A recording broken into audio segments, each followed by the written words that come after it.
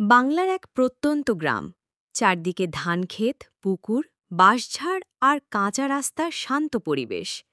এই গ্রামেই বাস করত নন্দিনী নামের এক কিশোরী মেয়ে। বয়স ১৮ হলেও তার সৌন্দর্যে মুগ্ধ হতো গ্রামের সবাই।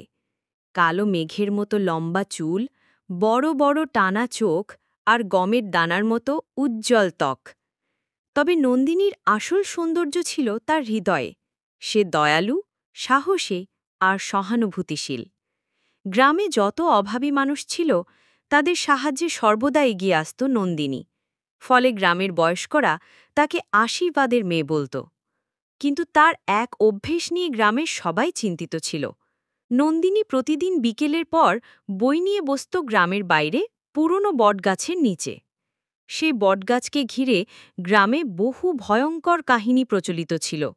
গ্রামের লোকজন বলত, ওই গাছের নিচে সন্ধ্যার পর গেলে আর ফেরত আসা যায় না। কেউ কেউ দাবি করেছিল, পূর্ণিমার রাতে নাকি সেখানে এক সাদা শাড়ি পরা মেয়ে দেখা যায়।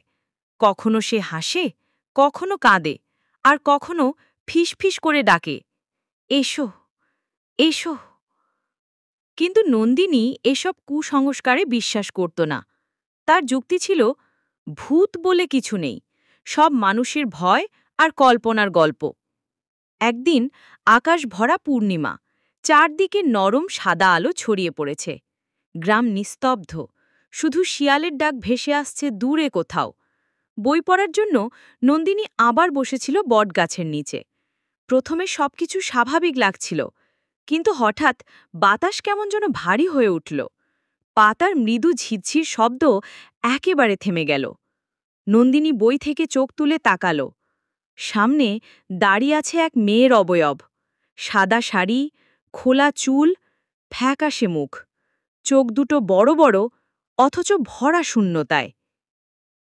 ভয়ে তার শরীর কেঁপে উঠল, তবুও সাহস সঞ্চয় করে জিজ্ঞেস করল, কে, কে তুমি?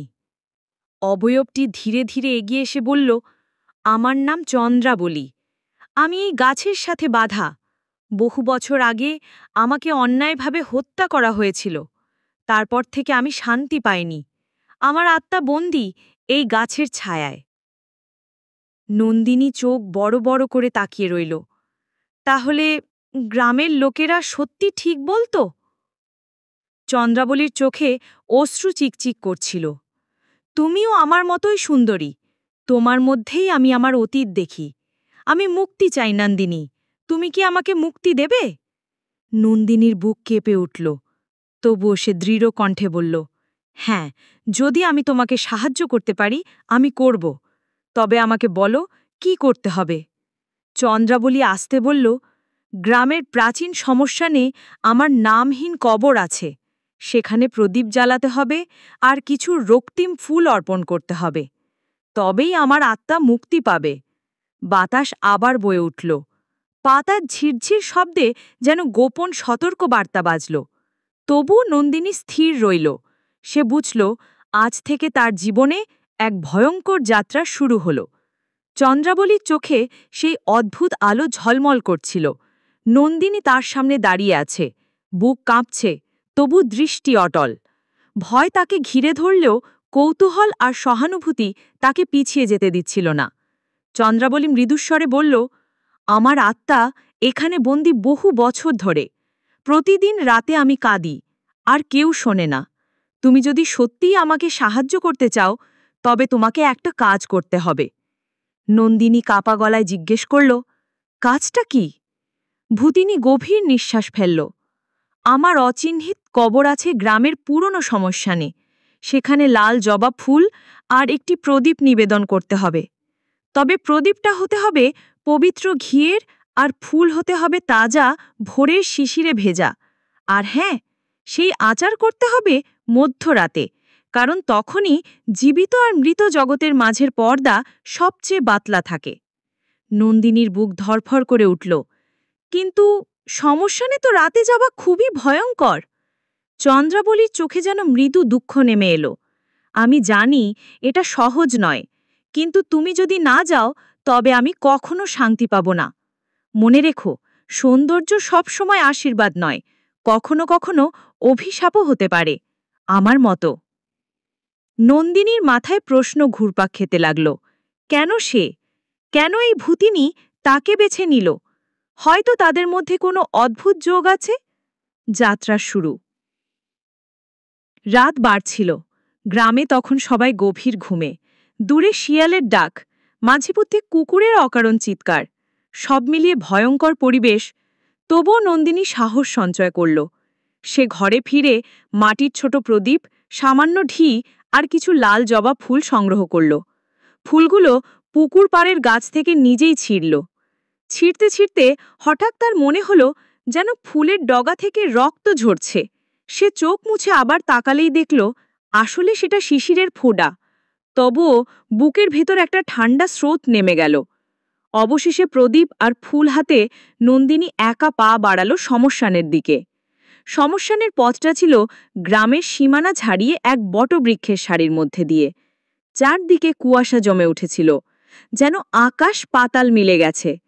হাঁটার সময় মনে হচ্ছিল ছায়ার ভেতর থেকে কেউ তাকিয়ে আছে। মাঝে মাঝে বাতাসে শোনা যাচ্ছিল ফিসফিসানি, ফিরে যা, ফিরে যা। কিন্তু নন্দিনী থামল না। তার ভেতরে এক অদ্ভুত শক্তি কাজ করছিল। হয়তো সেটা চন্দ্রাবলীর চোখের সেই দুঃখের ছায়া, হয়তো নিজের কৌতূহল। অবশেষে শ্মশানের ধারে পৌঁছাল নন্দিনী। ভাঙা শিবমন্দির, অচল চিতার কাঠ আর ছড়িয়ে থাকা অস্থিপাঞ্জর দেখে শরীর কেঁপে উঠল। বাতাসে একটা গন্ধ, জলা কাঠ আর ছাইয়ের। হঠাৎ পেছন থেকে মনে হলো কেউ হাঁটছে। সে দ্রুত ঘুরে তাকাল। কেউ নেই, কিন্তু কুয়াশার মধ্যে অস্পষ্টভাবে যেন কালো অবয়ব নড়ে উঠল। তারপর হাওয়া কেঁপে উঠল। কুকুররা একসাথে হাউমাউ করে ডাকতে শুরু করল। নন্দিনী কাপা হাতে প্রদীপটা জ্বালালো, লাল জবা ফুল কবরের উপর রাখল। ঠিক তখনই মাটির নিচ থেকে একটা ঠান্ডা বাতাস বেরিয়ে এসে তার মুখে লাগল। সে অনুভব করল চারপাশে অদৃশ্য চোখ তাকিয়ে আছে তার দিকে।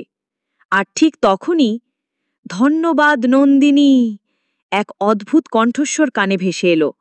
সেটা ছিল না মানুষের, আবার পুরোপুরি অচেনাও নয়। নন্দিনীর বুক ধরফর করতে লাগল।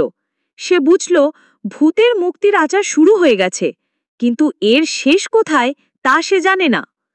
নন্দিনী শ্মশানের ধারে দাঁড়িয়েছিল, হাতে প্রদীপ আর লাল জবা ফুল। বাতাস কেঁপে উঠছে, কুয়াশার মধ্যে অদ্ভুত ছায়া নাচছে, আর দূরে শিয়ালের ডাক ভেসে আসছে। চন্দ্রাবলী ধীরে ধীরে তার দিকে এগিয়ে এলো। ভয় করো না, তোমার সাহস আমার মুক্তির একমাত্র আশা। তবে সতর্ক থেকো, মৃত্যু তোমার চারপাশে ঘুরছে। এটি কেবল আচার নয়, এটি এক পরীক্ষা। নন্দিনী প্রদীপটি কবরের ওপরে রাখল, ফুলগুলো অর্পণ করল। ঠিক তখনই হঠাৎ বাতাসের সাথে অদ্ভুত আওয়াজ, ফিসফিসানি ভেসে এলো চারদিকে। ফিরে যা, ফিরে যা। নন্দিনী বুক ভেতর কেঁপে উঠলেও স্থির থাকল। সে জানত এখানেই সাহসের প্রকৃত পরীক্ষা। হঠাৎ কুয়াশার মধ্যে একটা কালো ছায়া নড়ল। নন্দিনী দেখল ছায়ার আকার যেন মানুষের, কিন্তু মুখ নেই। সে ধীরে ধীরে এগিয়ে আসে। চন্দ্রাবলীর কণ্ঠে ফিসফিসানি, ভয় করো না, এটি শুধু শিরশিরানি, আমার বন্দিতের ছায়া। তুমি যদি থেমে যাও, আমি কখনো মুক্তি পাব না। নন্দিনী প্রদীপকে শক্তভাবে ধরল। সে ভাবল ভয়কে ছাড়, সাহসকে শক্তি দি। হঠাৎ কবরের চারপাশে আলো জ্বলজ্বল করতে শুরু করল। ছায়ার ভেতর থেকে শোনা গেল অচেনা কান্নার আওয়াজ। মাটির নিচ থেকে যেন ঠান্ডা হাত বেরিয়ে এসে নন্দিনীর পায়ের দিকে হোঁচট দিতে চাইছে। কিন্তু নন্দিনী পিছিয়ে গেল না। সে ধীরে ধীরে প্রদীপ উঁচু করল। বাতাসে চন্দ্রাবলীর কণ্ঠে ধীরে ধীরে গান বাজতে লাগল। ধৈর্য ধরো, মুক্তি আসছে। আলোর রেখা কবরের উপরে ফুটে উঠল। অদ্ভুত ঠান্ডা বাতাস নন্দিনীর শরীরকে ঘিরে ফেলল। তখন সে বুঝল চন্দ্রাবলী সত্যিই তার সামনে, কিন্তু এবার তার সৌন্দর্য আর মৃত্যুর মাঝের রেখা আরও ঝাপসা হয়ে গেছে। এক মুহূর্তে আলোতে চন্দ্রাবলীর মুখে শান্তির হাসি ফুটে উঠল। সে ধীরে ধীরে বাতাসে মিলিয়ে যেতে লাগল। বাতাস থেমে গেল, ছায়া সরে গেল, চারপাশ নিস্তব্ধ। নন্দিনী শ্বাস নিতে লাগল। তার শরীর থেকে ঠান্ডা ভাব কমতে শুরু করল। মনে হলো ভয় কিছুটা কমেছে। চন্দ্রাবলী তাকে ধন্যবাদ জানালো। কিন্তু ঠিক সেই মুহূর্তে শ্মশানের সবচেয়ে দূরে কুয়াশার মধ্যে কিছু অদৃশ্য চোখ নন্দিনীর দিকে তাকাচ্ছে। সে অনুভব করল এখানে শুধু চন্দ্রাবলী নয়, আরও কিছু শক্তি তার চারপাশে জাগ্রত হয়েছে। চন্দ্রাবলী মিলিয়ে গেল, কিন্তু তার কণ্ঠ এখনো বাতাসে বাজছে। সতর্ক থেকো নন্দিনী, সৌন্দর্য আর সাহস কখনো কখনো অভিশাপও ডেকে আনে। নন্দিনী বুঝল সাহসীর এই রাত তার জীবনে এক নতুন অধ্যায়ের সূচনা। মুক্তি এসেছে, কিন্তু খারাপ শক্তি এখনো অদৃশ্যভাবে ওখানে ঘুরছে।